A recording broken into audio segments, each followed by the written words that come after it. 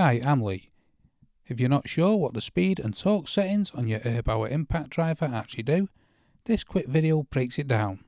If you're new here, I cover every settings and problem on this range, so hit the subscribe before we start. Your Erbauer impact driver has multiple speed settings.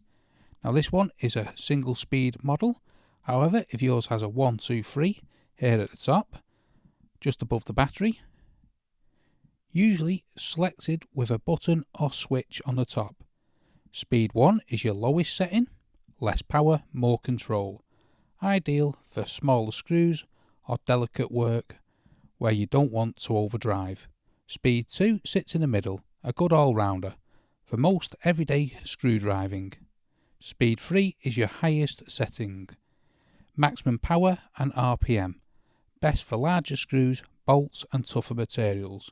An easy way to remember it, start low and only move up if the driver's struggling to finish the job.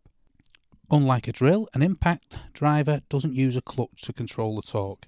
Instead, it delivers rotational power in rapid bursts, which is what gives you that hammering sound once the resistance builds. This is what lets it drive long screws and stubborn bolts without forcing it.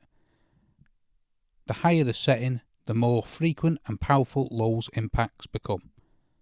Just like the speed settings, your trigger itself is variable. A light press gives you a slow, controlled start, and a full press gives you the maximum speed.